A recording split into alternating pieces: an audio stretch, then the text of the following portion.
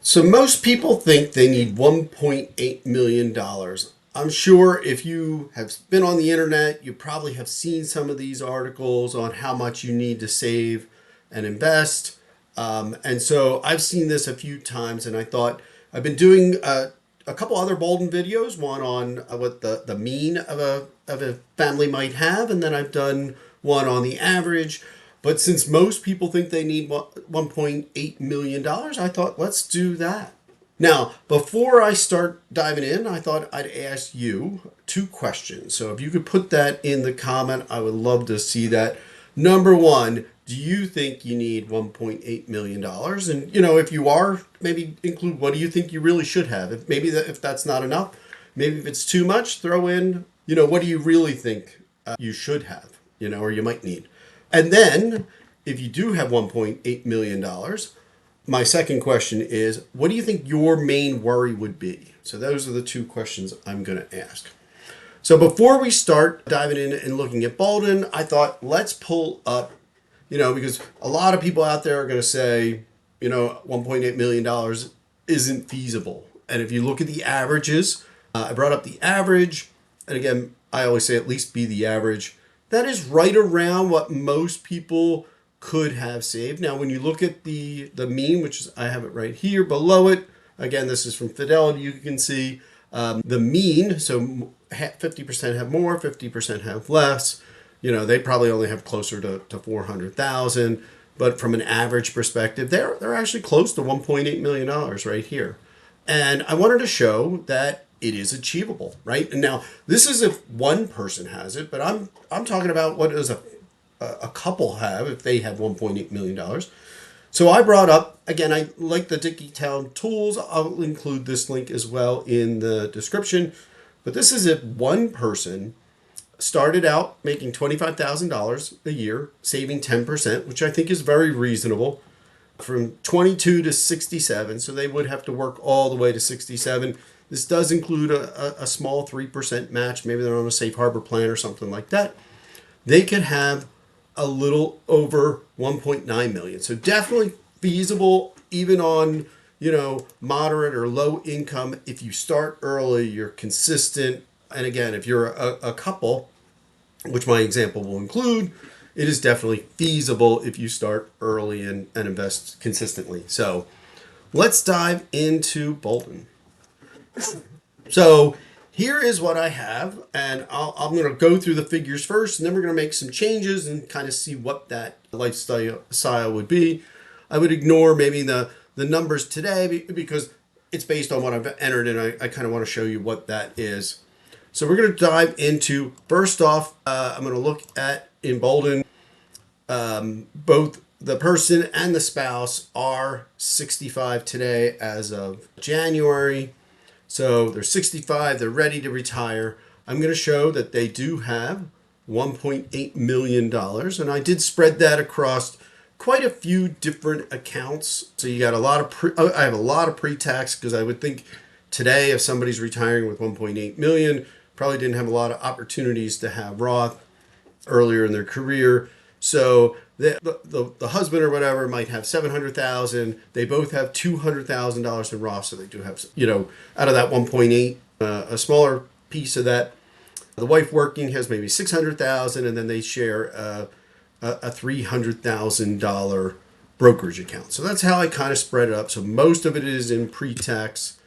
I also then added in from an income perspective, expecting these two individuals want to retire today.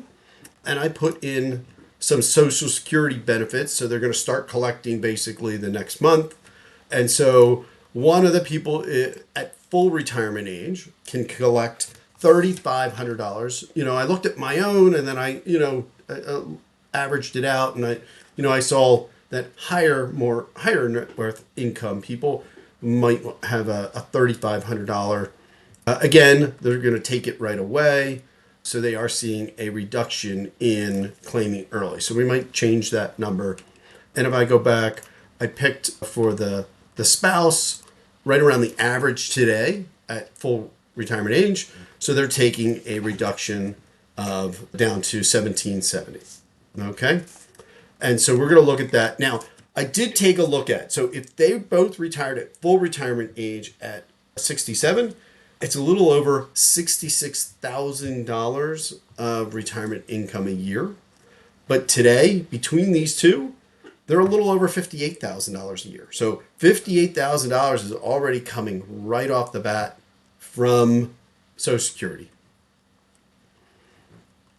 If I look at expenses now, this is where we're going to start changing the numbers, I think, for the most part, because this is what's going to drive, the Monte Carlo figures and stuff like that. I do have them both taking Medicare right away at 67. So that is where some of this extra income is probably, or expenses is going to come.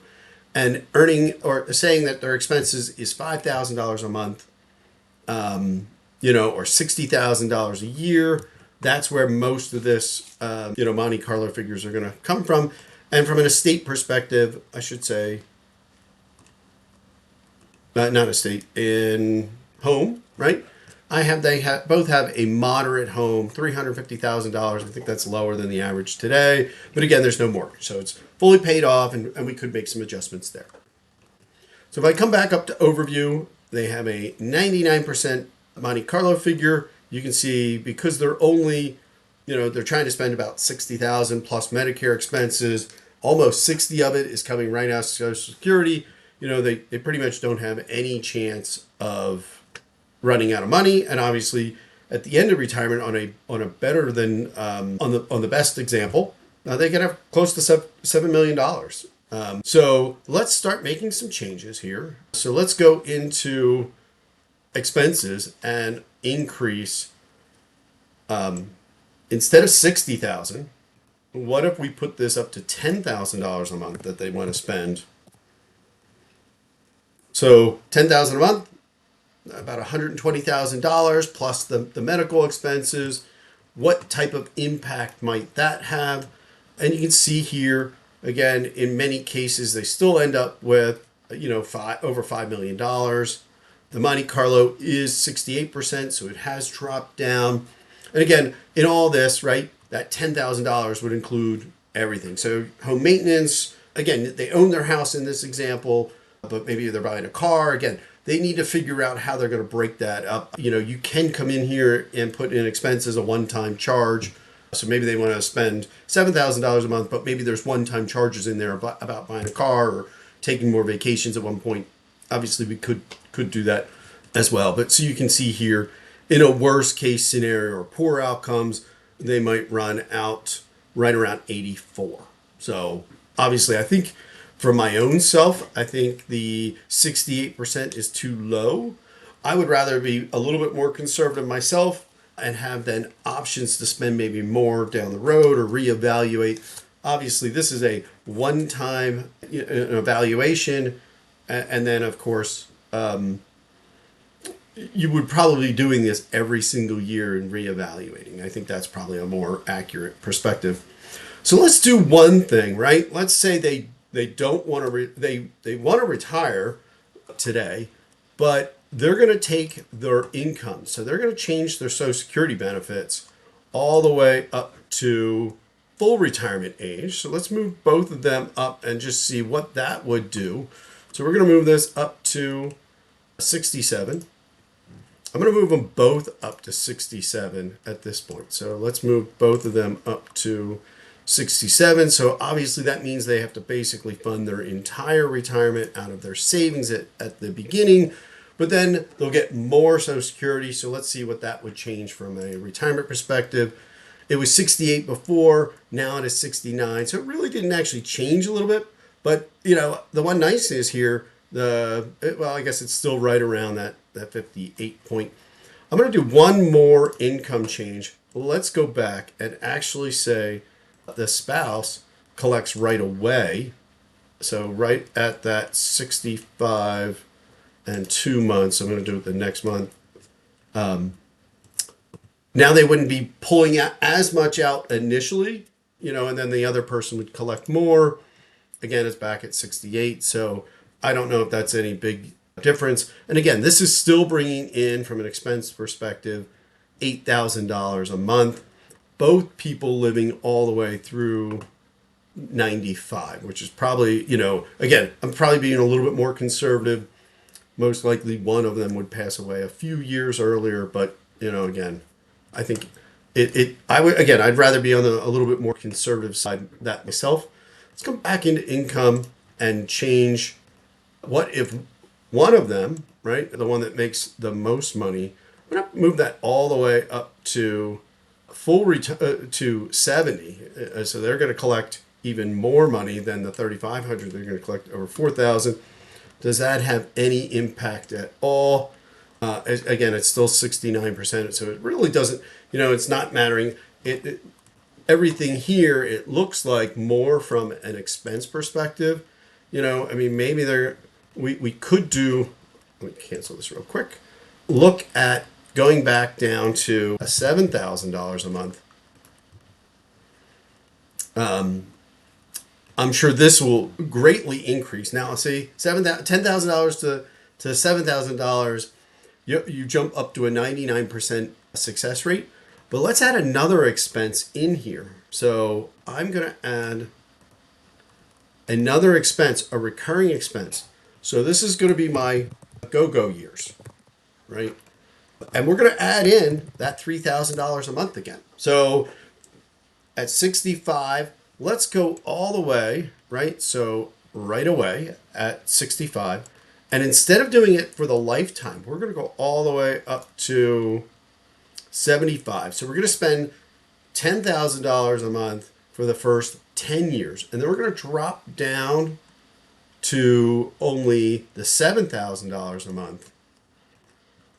And let's take a look at what that impact does, because that might be actually more realistic, right? You're spending $3,000 a month, for 10 extra years. That's more vacations, more trips to see the kids or the grandkids. And then obviously, then when you're sitting at 75, you might start to slow down. And we could add in another one that says maybe it's only $1,000 extra a month or something like that. But look at that. It goes to 92. So instead of spending $10,000 a month for the full 30 years, here you're spending 7 and then an extra 10. I'm going to actually come back in. I want to do this one more time, actually. So here we do have 7. Then we have the 3. I'm going to actually add in one more. So this is the slow go years. And we're going to add in only an extra $1,000 a month. So that is going to be and we're going to put that at 75 and 1 month. And we're going to move that all the way up to 80. So it's an extra $12,000 every single year. What type of impact? I still have a 90% success rate. So those are the things that I think you can use with the power of Boldin. And again, we could start looking at Roth conversions and stuff like that, maybe for legacy stuff if you want to hand that over. So what are your thoughts? Do you anticipate again having $1.8 million? Does these type of calculations help? Again, I didn't put in extra things, but again, you can really see the power of putting in some of these options around the expenses and really seeing the impact of that year after year after year. So hopefully you liked this video. If you did, please give it a like or a subscribe, please. So I'm going to continue to probably dive into Boldin, see the different capabilities of it, and hopefully you like this as well as some of my other videos. Thank you.